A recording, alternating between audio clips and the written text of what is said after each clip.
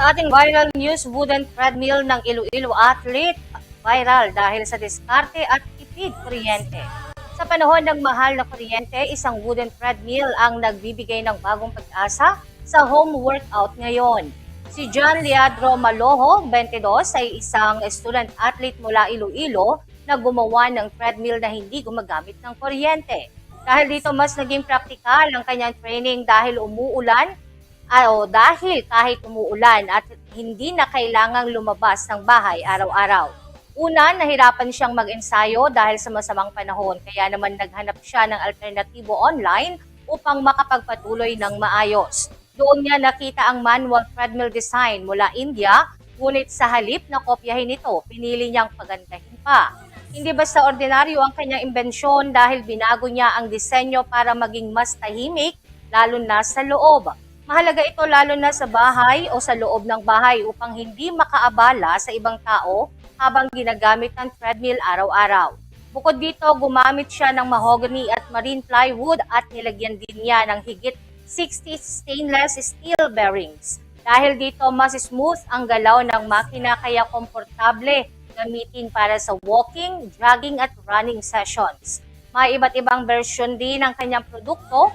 May walking pad para sa light exercise at may treadmill para sa sprint at high-intensity training.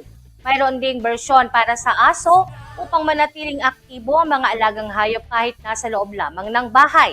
Dahil manual ang sistema, walang konsumo sa kuryente ang kagamitan, kaya naman malaking tipid ito para sa mga gumagamit. Ayon kay Maloho, nakadepende sa user ang bilis ng treadmill kaya sumusunod ang makina sa galaw ng tumatakbo. Kapag bumilis ka, susunod ang makina at kapag bumagal ka naman, ay babagal din ito ayon sa galaw mo.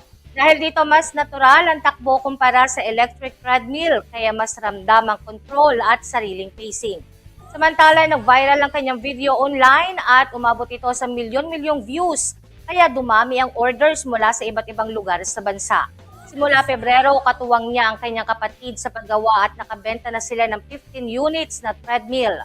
Mayroon pang 10 na kasalukuyang ginagawa kaya patuloy ang kanilang produksyon upang matugunan ng demand ng customers ngayon.